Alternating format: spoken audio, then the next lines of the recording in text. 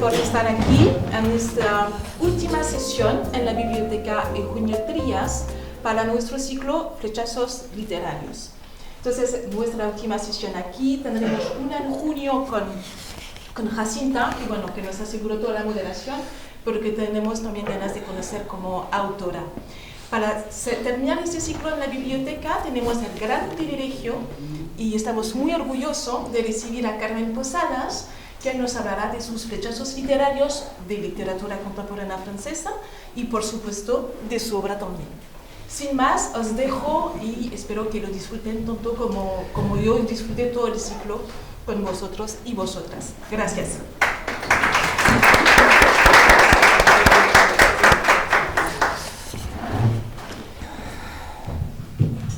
Bueno, pues muchas gracias, Carmen, por haber aceptado estar con nosotros esta noche. La verdad es que presentar a Carmen Posadas es un poco, de cierta manera, algo redundante, porque ¿quién no conoce a una de las escritoras más actuales y más prolíficas de nuestro país? Hace unos días ganabas el premio de la Comunidad de Madrid. Hoy mismo, viniendo hacia aquí, he visto que habías ganado otro premio en la Tauromaquia. Un poco abusona, últimamente, sí. Has sido jurado de los premios Goncourt de Francia en el Instituto Francés y has ganado el premio Planeta por tu novela en 1998, Pequeñas Infamias. Carmen Posadas, que naciste en Montevideo, la verdad es que al leer tu último libro, El misterioso caso del impostor del Titanic, tengo la impresión de que resultas más española que nadie. ¿Ah, sí? Bueno. Pones cómo habla la gente, cómo son los pueblos en los lugares, me queda impresionada, la verdad. Tu narrativa, de hecho, viene marcada por el detalle histórico, la intriga psicológica y una elegancia literaria que me ha recordado a tu personaje de Emilia Pardo Bazán, que rara vez se desvía del placer para contar bien una historia. En El impostor del Titanic, tu última novela, vuelves a entrelazar la realidad y la ficción, con una precisión realmente milimétrica, no se te escapa detalle, es impresionante leerte, de verdad. El punto de partida es un hecho real, un hombre que 10 años después del hundimiento del Titanic reaparece haciéndose pasar por uno de los supervivientes más emblemáticos de ese desastre. A partir de ahí, despiertas todo tipo de preguntas en el lector, sobre la identidad, sobre cómo nos ven los demás, sobre cómo es posible desafiar los recuerdos de la propia familia, la necesidad humana de ser otra persona, en un mundo, además, que relatas y que se está desmoronando, simbolizado por el propio Titanic. Como en tus mejores obras, conviertes el contexto histórico en un verdadero escenario para un drama profundamente humano y que hace eco en cada uno de nosotros. De eso, de hecho, vamos a hablar, de la historia como materia narrativa.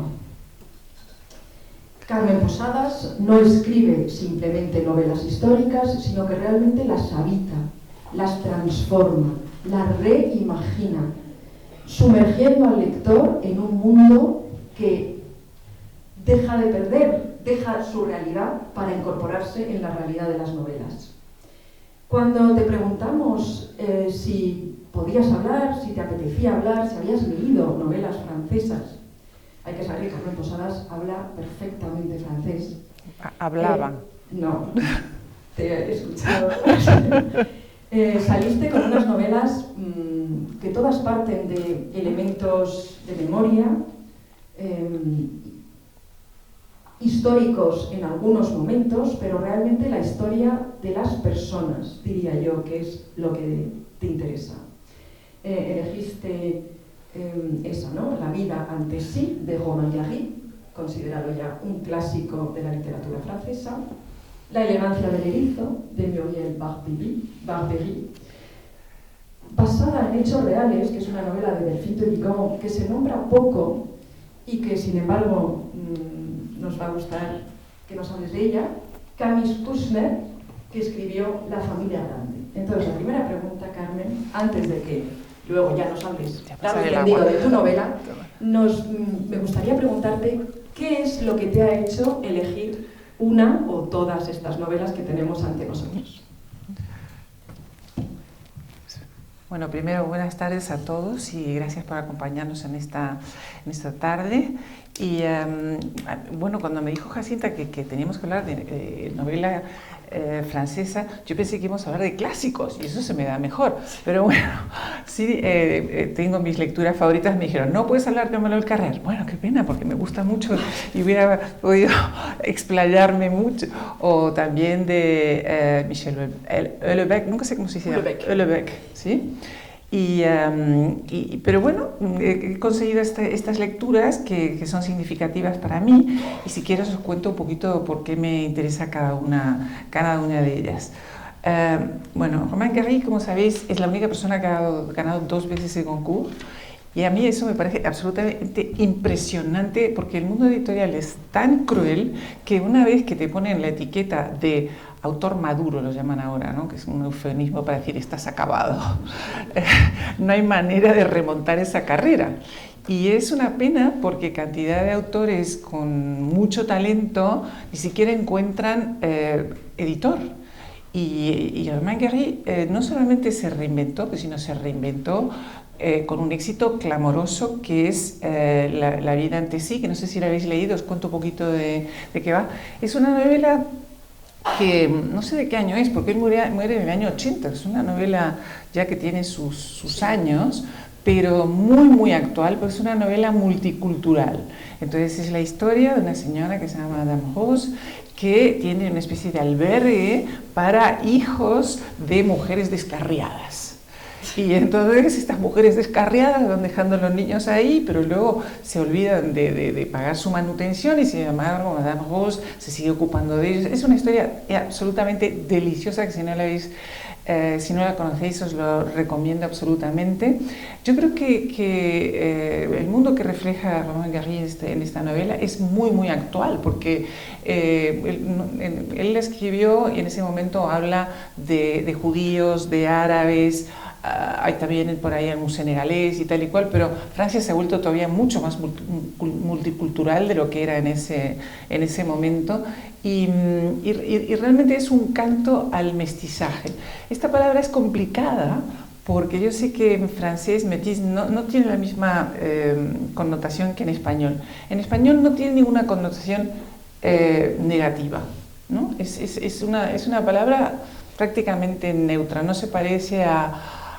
franceses tenéis muchas palabras, tenéis métèque, tenéis quartéon, ¿no? Bueno, que no es exactamente mestizo, pero sí también, ¿no? Que tienes como un cuarto de sangre. Sí. No, en español es descriptiva y además, por lo menos para mí, es una palabra positiva en el sentido de que las mezclas siempre son muy fértiles.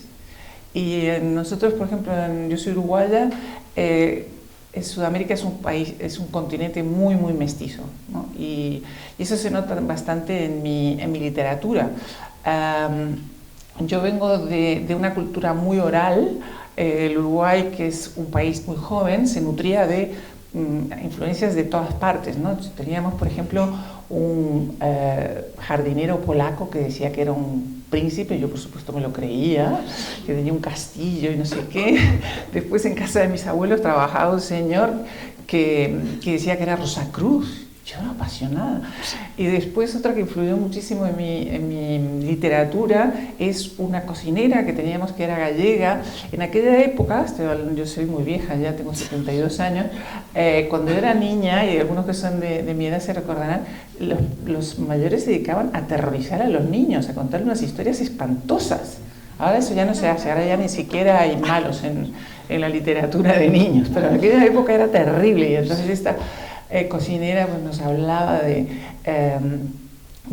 los lobisones, y que entonces si te mordía un lobizón tú tenías que salir corriendo hacia el río, y si el lobizón llegaba antes tú te morías, pero si tú llegabas antes te salvabas, y cosas espantosas así.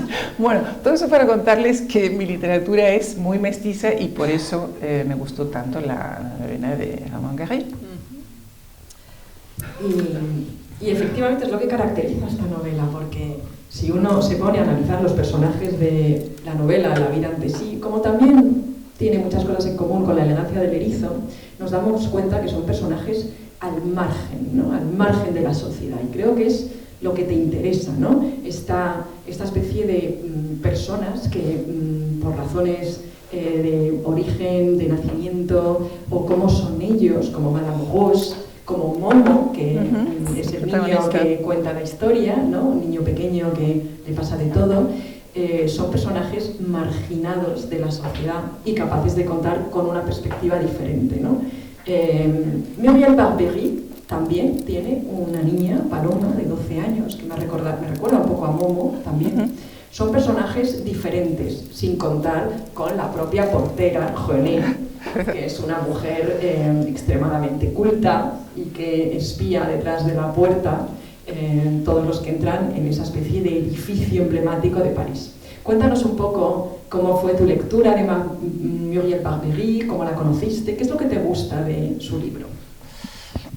Bueno, me gusta sobre todo el sentido del humor y el enfoque, porque realmente es interesante. Se ha hecho mucho, pero de todas maneras funciona siempre la historia de un edificio, ¿no? Quién vive en el primer piso, quién vive en el segundo. Aquí se ha hecho, por ejemplo, una obra de teatro que se llama Historia de una escalera, ¿no? Es la misma idea.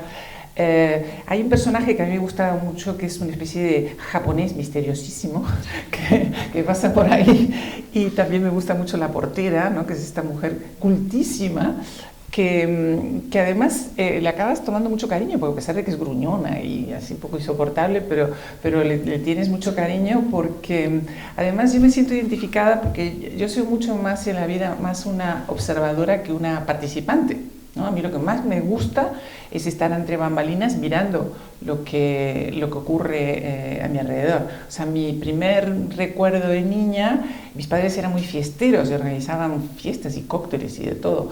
En una casa que teníamos en Uruguay, que era muy grande, tenía una escalera, y entonces yo me ponía arriba a través de los barrotes y miraba todo lo que hacían los grandes, ¿no? Y era como el teatro, ¿sabes? Y tú sabías, fulano de tal, mira cómo persigue esa señora, y por qué será, y esto que se están peleando. O sea, esa sensación de ser un poco voyeur a mí siempre me ha parecido apasionante, y yo creo que, no sé qué opinas tú, pero yo creo que todos los escritores somos un poco voyeur. Sí. Sí, está claro que eso es lo que nos interesa y lo que nos gusta, ¿no? Conseguir ver y conseguir tener esa mirada para captar cualquier tipo de detalle. En tu caso también, en estas dos novelas que hemos cogido, la cultura salva a estos personajes marginales, ¿no? Es como un mundo aparte en el que todos se refugian. En tu novela, del misterioso caso del impostor del Titanic, tienes también personajes al margen. Es muy difícil analizar su propia novela, pero los de fuera hemos visto que, por ejemplo, pones una ciega, Laura, capaz de sentir y de ver dentro de lo que cabe mejor que los demás. De hecho, tanto el impostor como Emilia Pardo Bazán, que la tienes como un personaje central y del cual se habla poco en las críticas sobre ese personaje que has puesto perfectamente. Es una de las preguntas que quiero hacerte, porque estoy impresionada que hayas conseguido darle un matiz tan divertido, real, presente a una escritora que la tenemos como en un pedestal. Yo la consideraba muy seria y me doy cuenta de que es una jornalista muy divertida y muy divertida, gracias a ti. Entonces, Laura, personaje marginal, pero también está este jardinero enigmático que también se refugia de cierta manera en la cultura, ¿no? Porque resulta ser mucho más inteligente que los demás. ¿Piensas tú que la cultura, que la lectura ha sido un mundo que reúne a estos personajes marginales dentro de la sociedad? Bueno, sí, tradicionalmente la literatura ha sido el refugio de nosotros los introvertidos, ¿no? Y entonces, cuando el mundo se te vuelve insoportable, ¿quién decía? Bueno, es de Flaubert, la frase, ¿no? Cuando el mundo se vuelve insoportable, siempre se puede uno sumergir en la orgía perpetua de la literatura. Y además la literatura no te defrauda nunca, porque si no te gusta el libro, cierras este libro y lees otro, ¿no? Tú me preguntabas por esos personajes marginales y también por Emilia Pardo Bazán. Yo cuando me planteé escribir este libro, les cuento un poquito cómo se me ocurrió. Estaba en uno de esos momentos espantosos que no tenía ni una sola idea, entonces ya entré en pánico, dije, bueno, ya Carmencita, estás acabada, se acabó la imaginación, ya se secó el talento, todo. Y un día fui a la presentación del libro de Julia Navarro, que todos ustedes conocen a Julia, ¿no? Y después había una cena y me tocó al lado el juez Marchena. Y los jueces tienen historias apasionantes, porque claro, aunque solo sea por su profesión, han vivido situaciones inauditas. Me contó 3 o 4 que él había vivido, que le dije que por supuesto tenía que escribir un libro, porque esas cosas vale que se conozcan. Y me contó que también le gustaba mucho investigar, desde el punto de vista legal, hechos históricos destacados. Y me dijo, pues estoy aprendiendo sobre el Titanic. Sobre el Titanic, le dije... Sí, porque el Titanic desde el punto de vista legal presenta una cantidad de situaciones. Entonces me habló de los 10 españoles que iban a bordo del Titanic, de los cuales 7 se salvaron, 3 perdieron la vida, los 3 eran hombres, el cadáver de uno se encontró, el cadáver de los otros 2 desapareció en el naufragio. Y ocurrió que cada uno de estos 2 señores tenían su familia, uno era madrileño y el otro era asturiano que vivía en Cuba, y en ese momento dramático, tanto la familia del madrileño como la familia del asturiano tomaron la drástica decisión de comprar uno de los muchos cuerpos que flotaban sin identificar alrededor del naufragio. Entonces ahora tengo que explicar, porque ustedes van a decir, pero qué locura es esta, que se debe comprar cadáveres en este momento dramático. Bueno, tenían una razón muy poderosa, y es que en aquella época, estamos hablando de 1912, que es cuando se hunde el Titanic, no se podía dar por muerto una persona hasta pasados 20 años. Ahora son 5, pero en aquella época eran 20 y causaban muchísimos problemas legales. Se bloqueaban automáticamente todas las cuentas de esa persona, la familia no podía heredar, la viuda no se podía volver a casar, y esa es la razón por la que muchos de los pasajeros, obviamente los que se lo podían permitir, compraron cadáveres y enterraron en las respectivas tumbas a otra persona que obviamente no era su deudo, ¿verdad? Bueno, entonces a mí se me ocurrió que qué pasaría, porque a todas estas, voy a decir aquí un truco para alguno de ustedes que se quiera convertir en escritor. Hay una pregunta muy fértil en literatura y es la siguiente: ¿qué pasaría si?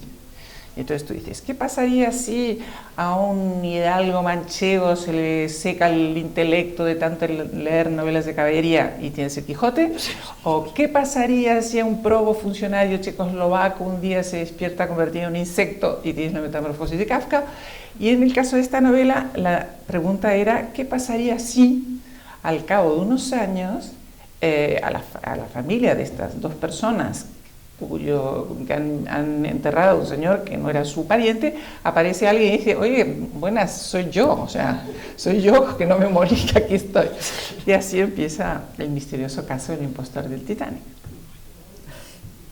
Ya os he dicho que es una novela extremadamente divertida y que os animo a todos a leer. Has mencionado así de pasada una cosa que ha llamado mi atención, que es que estuviste pensando en un momento dado, después de tus 15 más, ¿no?, novelas.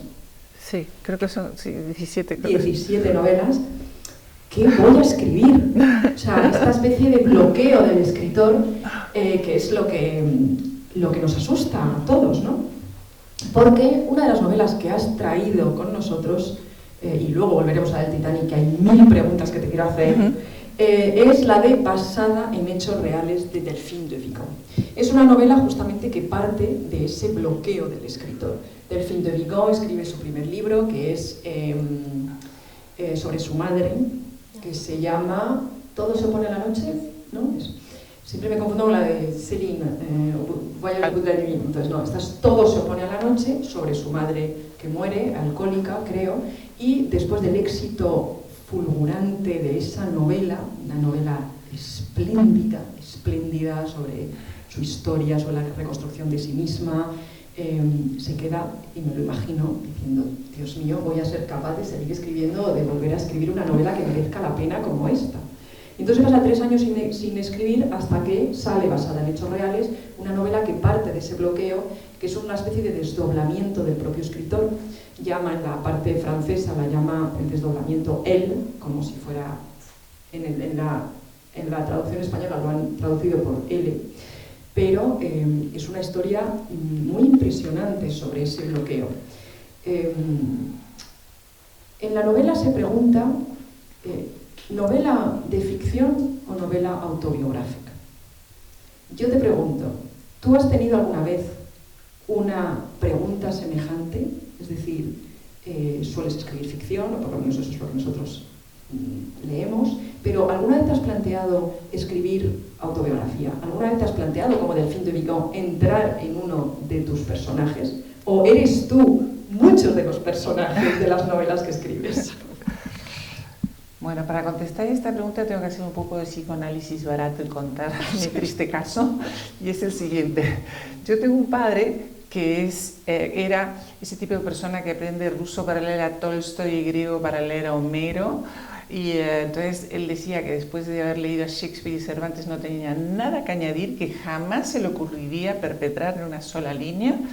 Entonces que la nena dijera que quería ser escritora era como una profanación, o sea, era como entrar en el territorio mítico de mi padre, ¿no? Así que yo no me atrevía ni siquiera a comentarlo en casa. Un buen día aparecí con mi libro publicado, todo el mundo se quedó bastante helado porque nadie sabía que yo escribía. Pero tenía un gravísimo hándicap y era el siguiente. Estoy hablando cuando yo empezaba, o sea que tenía 20 y tantos años.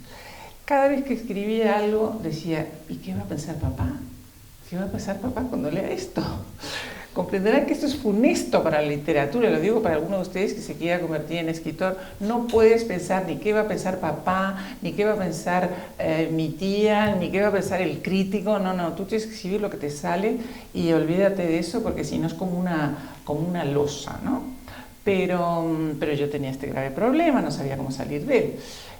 Y fui a un taller literario que era un escritor al que estoy muy agradecido, y me dijo, le llevé un cuento que había escrito, me dijo, mira Carmen, tú escribes muy bien, pero como no te sueltas un poco la coleta y no pongas aquí 27, unas cuantas palabrotas, un incesto, una relación turbia, tú nunca vas a ser una escritora. Y yo dije, ¿y qué va a pensar papá? Claro. Así que tenía una grave dificultad para sobrevivir, o sea, sobreponerme a esta situación. Hasta que encontré un truco, y se lo voy a decir para alguno de ustedes que se quiera convertir en escritor.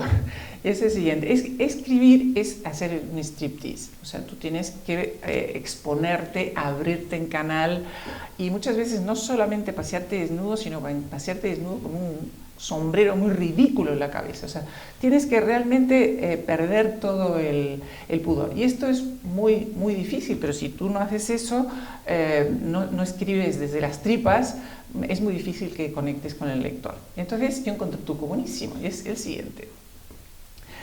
Si tú pones tus más horribles pensamientos, tus defectos más espantosos y todas las fantasías eróticas o lo que te dé la gana, que esas que no les confesarías ni a tu mejor amiga, todo eso no lo puedo poner en primera persona porque es muy desgarrador, o sea, es tremendo, o sea, es un dolor muy grande. Y luego vamos a hablar del libro de Camille Kouchner, que es un poco eso, ¿no? Ella se abre en canal para contar una historia personal muy, muy fuerte y muy dura. Bueno, pero el truco a menos que tú quieras hacer como hace Camille Kouchner, que es escribir sobre un caso real, o bueno, Delfini, yo no sé si lo suyo se lo ha inventado, no sé si es un caso real o... Yo creo que no, pero bueno, la conclusión a la que yo llegué es que ella, ¿sabes? Es como una fantasía que tiene, ¿no? Es un poco una fantasía, pero bueno, para volver al truco infalible, hay que poner todos los peores sentimientos y todas esas cosas bochornosas en un personaje que no se parezca a ti en nada. Entonces, mi primera novela, que se llama 5 moscas azules, el protagonista es un señor de 60 años, gay, que comprenderán no tiene nada, absolutamente nada que ver conmigo, que yo tenía 30 y tantos años y era mujer. Pero fue una gran liberación, porque yo pude poner todo de mí en ese personaje tan ajeno, porque es un poco como ponerte un antifaz o ponerte gafas de sol. Tú te pones gafas de sol y te da como una cierta impunidad, ¿verdad? Tienes como una gran seguridad solamente por llevar gafas de sol, lo cual es estúpido porque todo el mundo te reconoce, pero tú te sientes como más amparado, ¿no? Entonces a mí ese truco por lo menos me funcionó muy bien. Y en el caso justamente de Delphine de Vigan, ¿qué nos puedes contar de esta novela cuando la leíste? ¿Qué es lo que te marcó? ¿Por qué acabaste en esta novela de Delphine de Vigan y no en otras? Cuéntanos un poco cuál es tu relación con esta escritora. Bueno, yo no había leído el anterior sobre la muerte de su madre, porque tengo un poquito de prevención a este exhibicionismo literario que de vez en cuando hacen los escritores, ¿no? Y entonces ahora voy a aprovechar la enfermedad de mi madre para contarla, y además eso va a crear una enorme empatía con el lector y todo el mundo me va a aplaudir y voy a tener unas críticas sensacionales. A mí ese juego no me gusta. Es distinto del que vamos a hablar de Camille Kouchner. Ya os voy a explicar por qué para mí es diferente. Entonces leí esta novela y lo que me gusta de esta novela es que es muy inquietante. O sea, todo el tiempo tú tienes la sensación de ¿será verdad? ¿No será verdad? ¿Se lo está inventando? ¿Hay otra persona o es ella? Y ese juego me pareció muy interesante. Y también el hecho de que estoy segura que ella tuvo esa sensación de ahora que escribo, porque después de un éxito cósmico hay muchos escritores que se bloquean por completo, ¿no?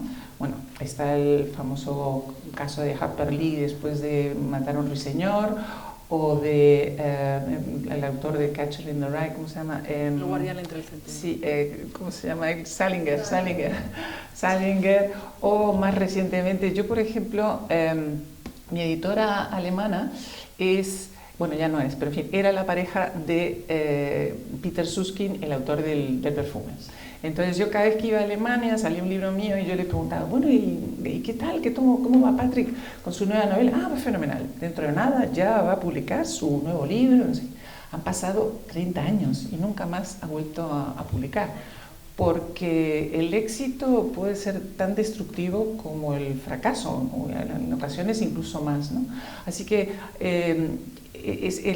yo comprendo muy bien lo que le pasaba a Delphine. Tenía ese bloqueo y es algo muy común en los escritores que después de un éxito enorme no saben qué escribir y en ocasiones fracasan porque o bien sacan un libro que no tiene absolutamente nada que ver y es como una traición, hay como el lector espera que tú escribas una cosa y escribes otra y se sienten defraudados, o si haces una continuación pues es un truco un poco barato, pero bueno, suele funcionar mejor. Bueno, y es verdad que el primer libro que nos nombraste fue este de Camille Kouchner, ¿no?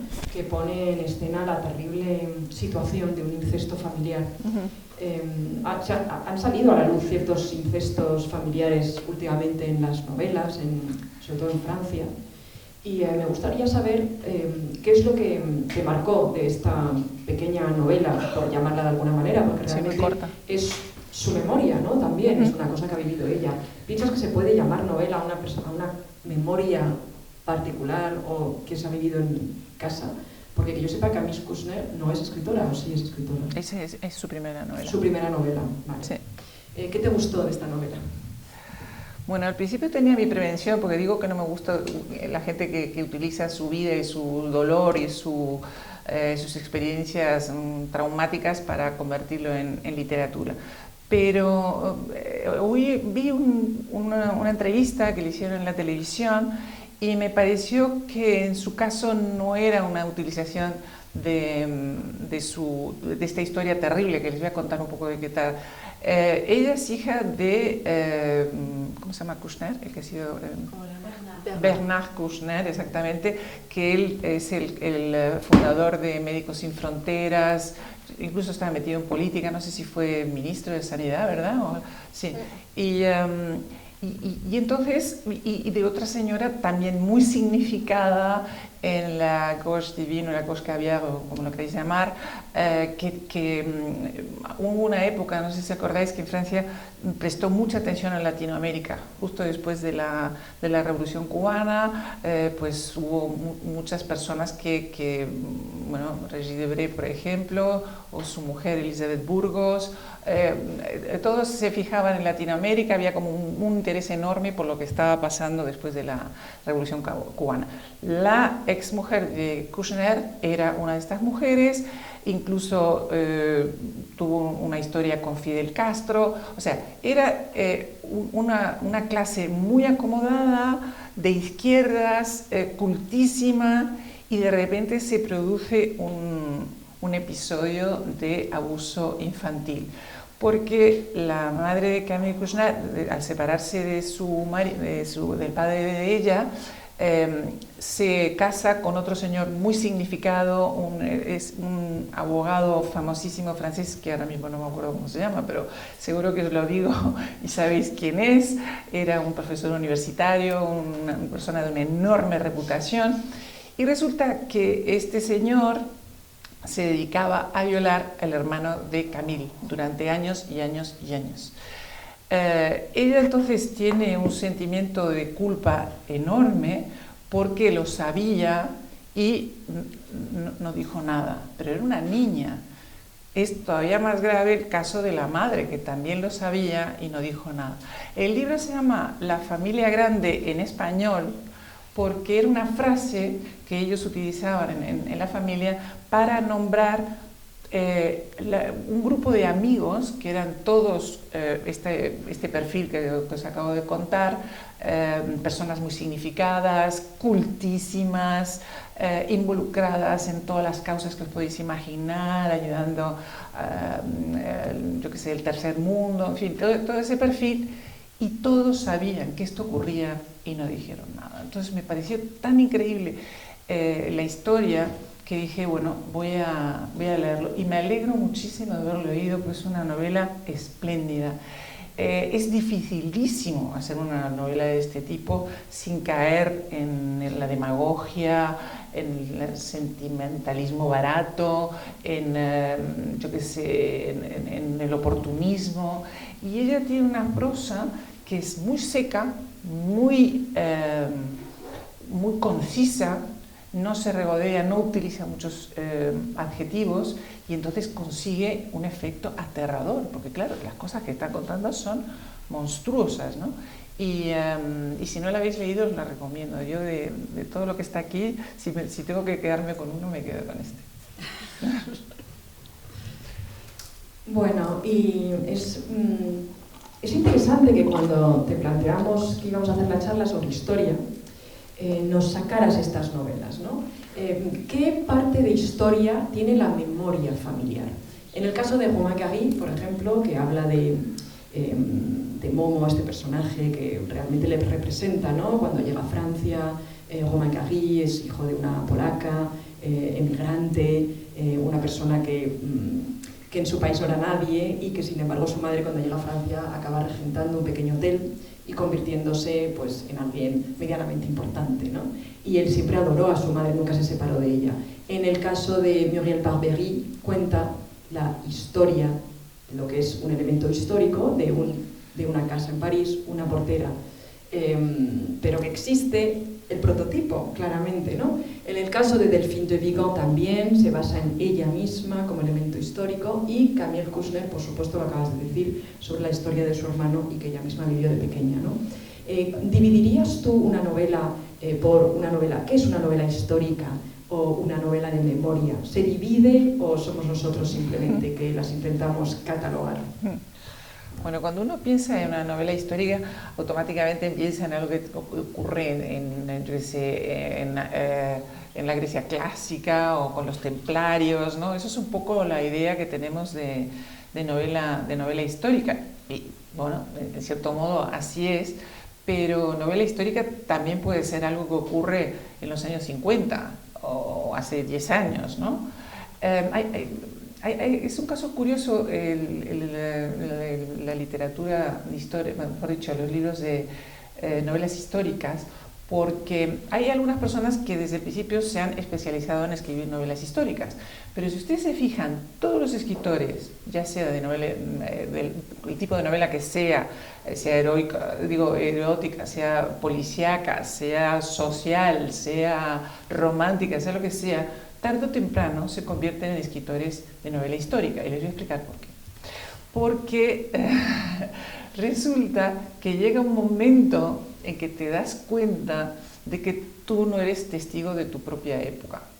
Entonces yo no puedo escribir una novela como esta que se está hablando de 5 moscas azules, que yo escribí con 30 y tantos años, porque en ese momento yo tenía esa edad. Si ustedes se fijan, las novelas en general, el protagonista suele tener la edad del escritor. Entonces, una novela escrita por uno de 20 tiene 20 años, y por uno de 30 tiene 30 años, y uno de 40, y a partir de ahí entramos en un problema grave porque los escritores empiezan a darse cuenta de este fenómeno, que yo no me he dado cuenta, pero es así. O sea, vienen, por ejemplo, las novelas de Vargas Llosa, ¿no? Que lo tenemos muy reciente, pues acaba de morir.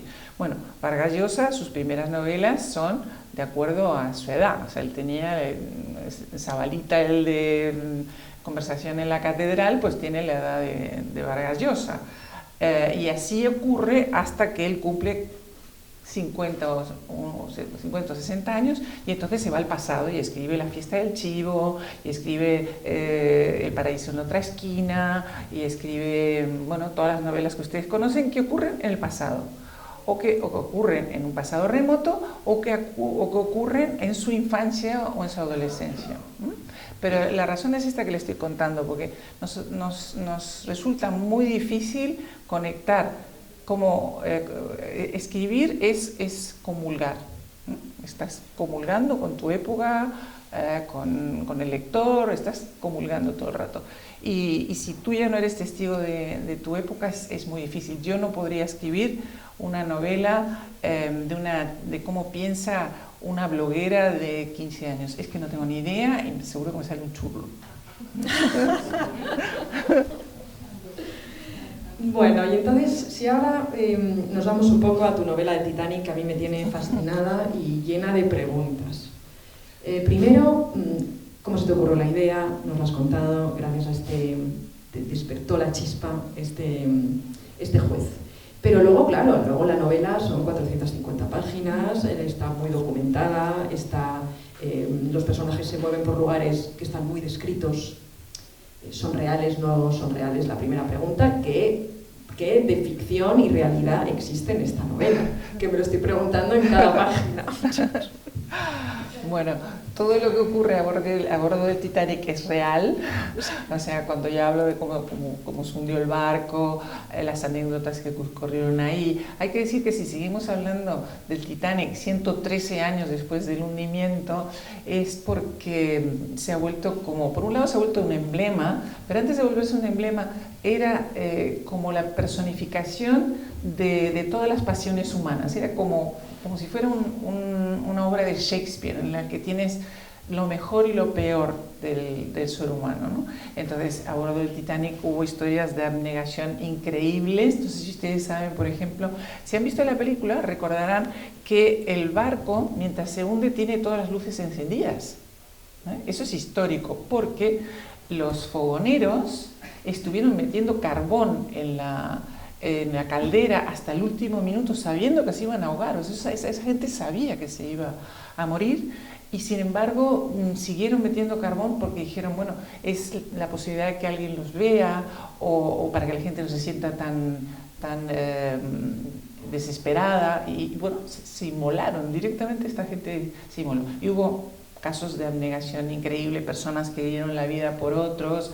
Hay como una historia así rocambolesca, pero que a mí me parece muy curiosa, y es un señor que se llama Guggenheim, que él iba en primera clase y entonces podía haber embarcado en los botes, porque hay que decir que no había botes suficientes para todo el pasaje, que fue uno de los problemas que se planteó. El Titanic, para poder albergar a todo el pasaje, tendría que haber llevado 63 botes salvavidas, llevaba solo 20 porque los constructores decidieron que como el barco era absolutamente insumergible, que para que iban a afear la cubierta de primera clase con más botes pusieron 20. Bueno, esa fue una de las razones por las que murió tanta gente. Bueno, nuestro amigo Guggenheim, cuando se produce el desastre y ya se sabe que se va a ir a pique, él dice, bueno, mujeres y niños primero, yo voy a morir, y lo que hace es baja a su cuarto y se viste etiqueta para morir como un caballero. Bueno, esas cosas ya no existen, esto ya, como comprenderá, parece como de extraterrestres, pero bueno, en aquella época todavía había gente que pensaba así. Por contra, y es por eso les digo que es como una obra de Shakespeare en la que están todas las pasiones humanas, las mejores y las más abyectas, hubo historias terribles. A mí una de las que más me llama la atención es lo que ocurría en los botes salvavidas.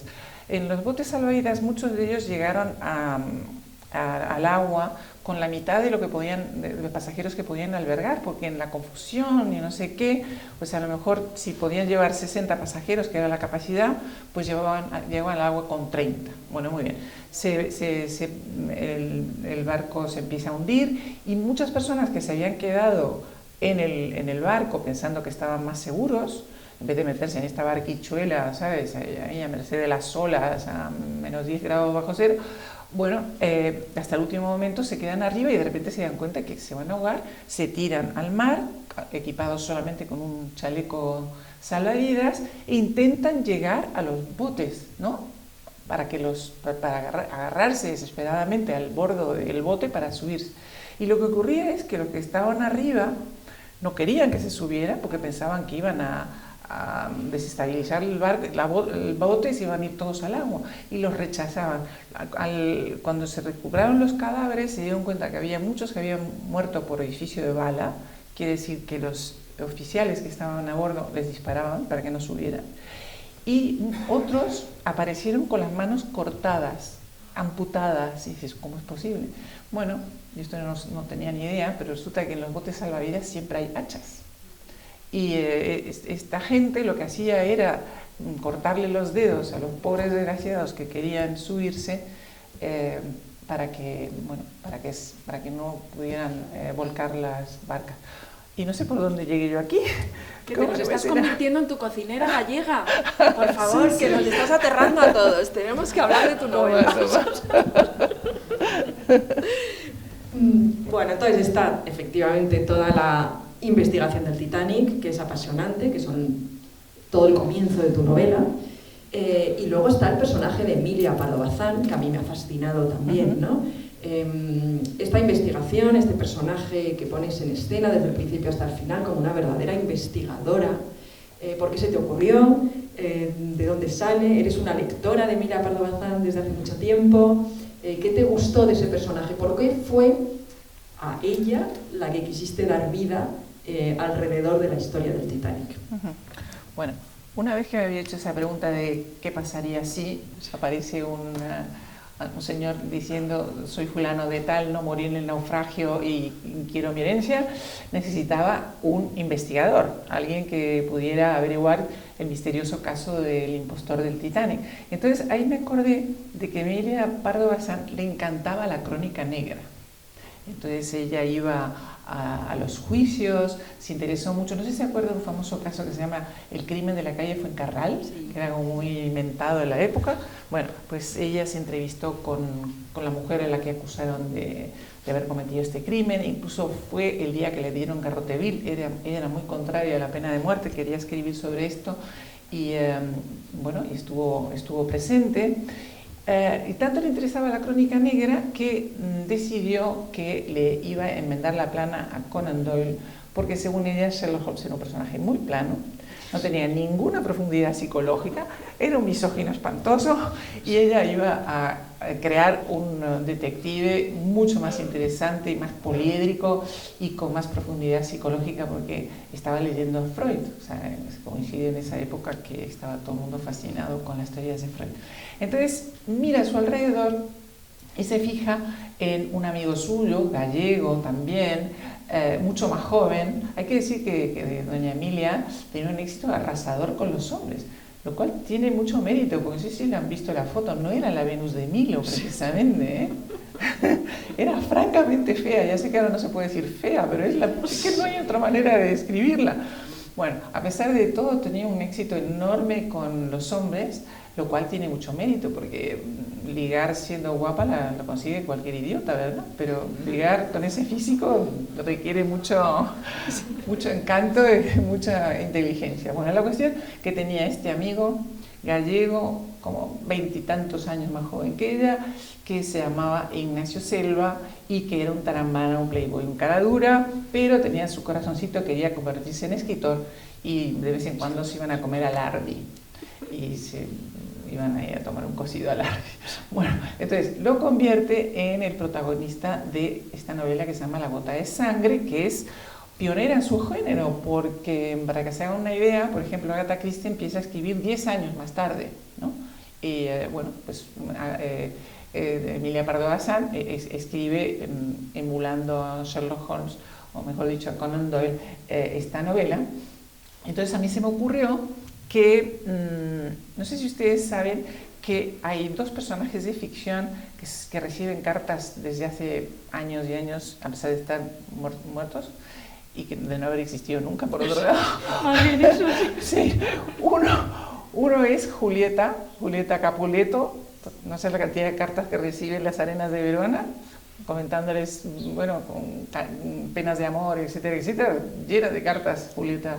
Y otro es Sherlock Holmes, que le escriben a 22B, 221B Baker Street, y ahí hay gente que le consulta los casos, y señor Holmes, resulta que tengo me da igual, un vecino muy raro que creo que es un agitador, entonces bueno, pues recibe todo ese tipo de cartas.